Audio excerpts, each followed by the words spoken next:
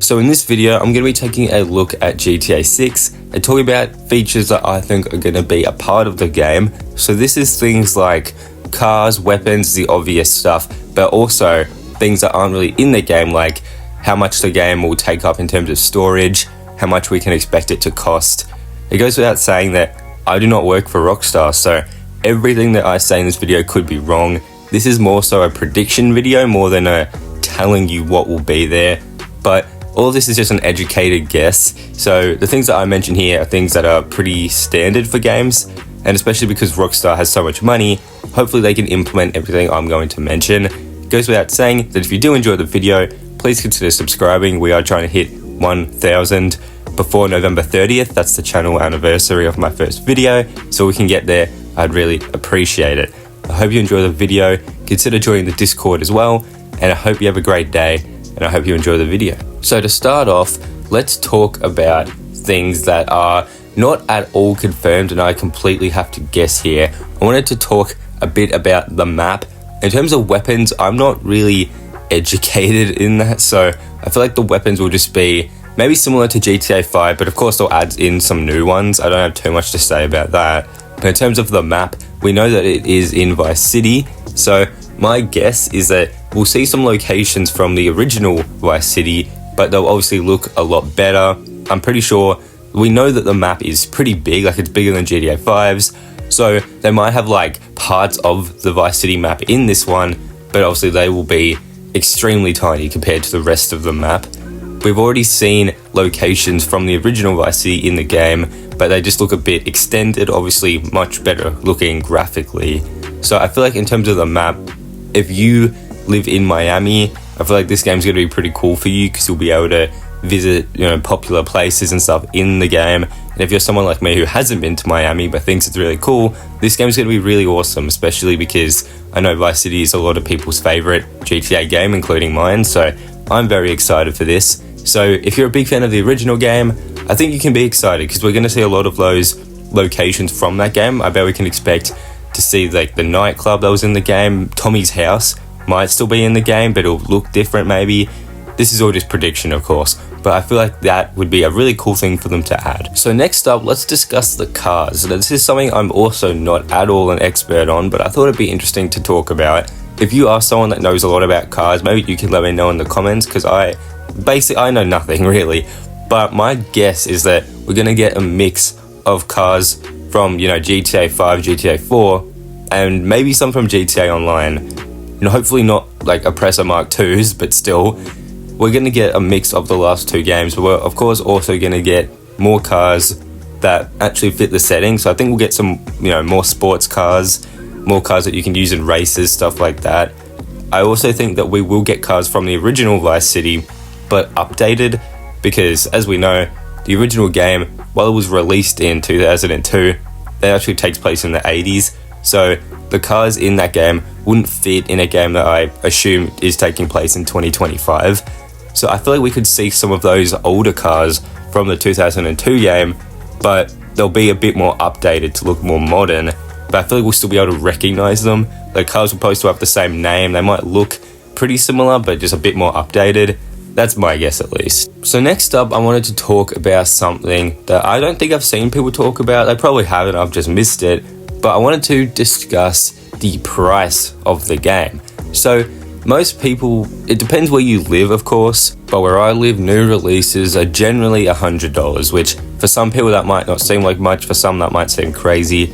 I know that in America, I'm pretty sure, I could be wrong about this, I'm pretty sure the games, when they're new, are like, for a standard edition, are like $60, which of course that is just how the world works with different currencies and stuff like that. But I think that it is very interesting to see, because I think that this game won't be as cheap as new games generally are when they first come out. The reason I say this is because Rockstar and Take-Two, they know that people are very excited for this game. Like, they've been anticipating it for a long time, and they know people are going to buy it no matter what. So I think that they will charge more money for it, especially because this game, I'm pretty sure, is the most expensive game ever made. So they're definitely going to want your money so they can, make all that back and start working on updates and stuff like that. So I think that we can definitely expect to see them, at least in my currency, for example. I don't think they'll release a standard or premium edition together. I think they'll release that premium edition later. And I think that for the base game, again, this is in my currency, so in America, I think maybe it could be like $100, $80. And then here where I live, I genuinely expect it could be like $130, $150 just for the base edition, because they know people will pay for it, which I know that sounds pretty crazy. And look, I could be wrong. They might just release it at a normal price, and I hope they do. But I'm just saying, maybe don't be surprised if they ask a bit more for it, because it's a massive game.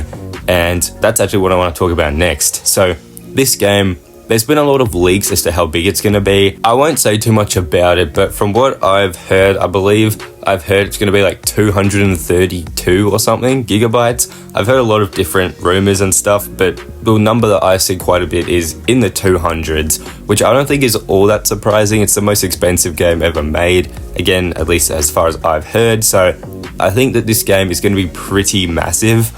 There isn't really all that much to say. All I would advise is that if you are on a PlayStation or Xbox, really any platform where you might not have the most storage, I know my PlayStation has like 800 gigabytes, you should probably get more if you want to play this game, because if you're someone like me who has a lot of games installed but also wants to get GTA 6, yeah, I'm definitely going to need to buy more storage. So if you're someone that, you know, maybe has like 100 gigabytes left and you don't want to delete any games, I would definitely recommend maybe getting some more storage. Even though that could be quite expensive, it is worth it, but of course it is ultimately up to you. The last thing that I want to talk about here is that I believe the game's releasing on PC later on, and PlayStation and Xbox are getting the game as well. That's the current gen. Unfortunately, PS4 and Xbox One definitely wouldn't be able to handle this game, unfortunately.